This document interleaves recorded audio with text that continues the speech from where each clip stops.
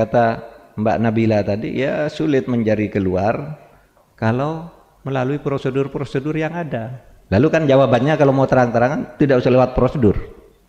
Ya, kalau lewat prosedur kan harus lewat DPR. Lewat DPR, lewat prolegnas. Lewat tim ini, tim itu, yang anggapan kita ya ada prolegnas sih pasti bagus gitu. Tetapi enggak juga, tergantung siapa. Coba orang bisa saja minta pesan ke DPR, minta tolong masa jabatan saya diperpanjang, tolong masa jabatan saya diperpendek, macam-macam bisa lewat undang-undang. Meskipun tidak masuk akal, kok ada ya orang minta jabatan agar masuk undang-undang gitu. Tapi faktanya ada. Dan itu pada akhirnya tergantung DPR. Kita tidak ikut menjadi pemutus di DPR. Sehingga ketika saya katakan, Pak Mahfud, gimana kok bisa lahir undang-undang seperti itu? Loh, saudara, saya tidak ikut memutus itu di DPR. Pemerintah ada di situ tapi kalah. Macet kalau enggak. Kan gitu. Mungkin pemerintah punya kepentingan-kepentingan sendiri juga. Iya pasti. Dan itu sudah banyak kritik gitu. Tapi pemerintah sendiri juga sudah berusaha agar semua yang dibutuhkan oleh bangsa ini ya kita tuangkan misalnya di dalam undang-undang, sehingga saya terhibur gitu ketika tadi malam Pak Arijito bicara gitu. Ini enggak tahu Pak Arijito senang apa enggak kalau saya sampaikan di sini gitu ya. Tapi katanya sebenarnya enggak buruk-buruk amat sih negara ini. Semua di masyarakat jalan baik-baik. Ya hanya ada kasus-kasus tertentu ya, ada Rempang, ada itu, ada. Tapi yang umum Indonesia itu kan luas. Ibarat gini loh, persoalan kita segini, ini berjalan dengan biasa, tapi ada titik ini, kurangnya di sini, kurangnya sini, kurangnya sini, kurangnya sehingga menjadi menonjol. Tapi tetap ini harus dikritisi, saudara, karena capaian-capaian itu sudah banyak. Misalnya saudara katakan, Pak, hukum kita itu kok jelek banget. Iya kata saudara, tapi kepuasan publik terhadap penegakan hukum itu adalah 76%. Saudara nggak percaya, itu hasil survei di berbagai lembaga survei 76%. Loh Pak, kok 76%? Iya karena ketika saudara mengatakan hukum jelek itu saudara hanya ngelihat Sambo. Padahal sehari urusan polisi dan urusan hukum di Indonesia sehari bisa ribuan. Kalau sebulan bisa 300.000 urusan hukum. Nah dalam sebulan muncul dari 300.000 itu muncul 5 kasus. Kan berarti yang lain bagus. Ini kalau mau lihat objektifnya yang saya pahami dari Pak Arijito. Tapi kalau pemahaman saya keliru tentang ini nanti jelaskan. Bukan itu Pak maksud saya gitu, jelaskan nanti. Tapi saya selalu menjelaskan seperti itu. Saudara ada di sini aja tuh, polisi di depan nih yang menjaga agar kita aman, agar kalau nanti ada yang berkelahi beres. Itu ada polisi mengamankan kita dan itu di berbagai tempat. Sementara polisi yang nakal hanya ada satu bergabung dengan 5 polisi lain, memeras orang, ngerampok, nembak, itu pun sembunyi-sembunyi.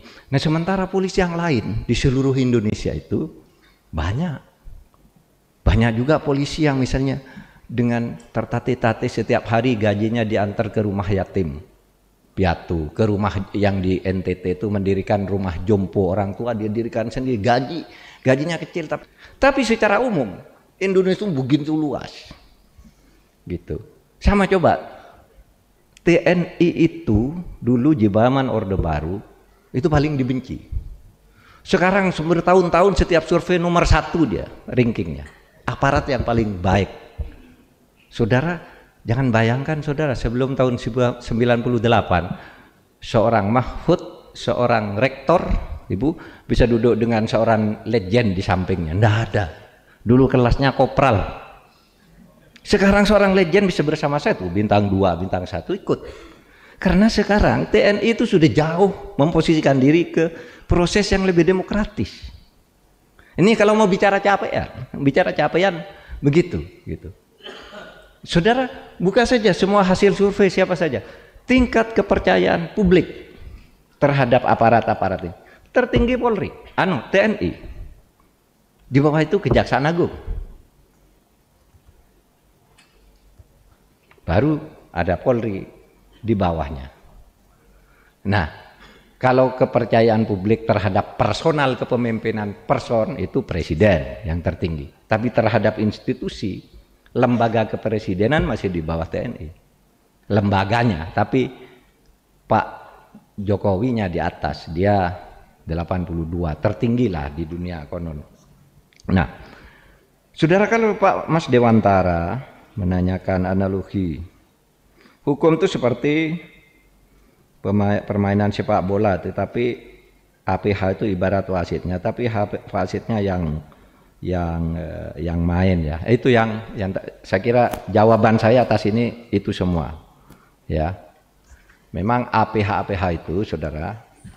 Tadi saya akan bicara pesimisnya kepada saudara sekalian. Sebenarnya kalau bicara optimisnya begini loh. Saya selalu bercerita begini. Kenapa Anda tidak mau bersyukur kepada Republik ini? Ketika Indonesia merdeka dapat dikatakan kita semua miskin. Begitu Indonesia merdeka 20 tahun saja, tahun 45 sampai tahun 65 berapa? Orang miskin itu tinggal 56%. Bung Karno jatuh tahun 65, orang miskin tinggal 56% dari yang dulunya miskin semua.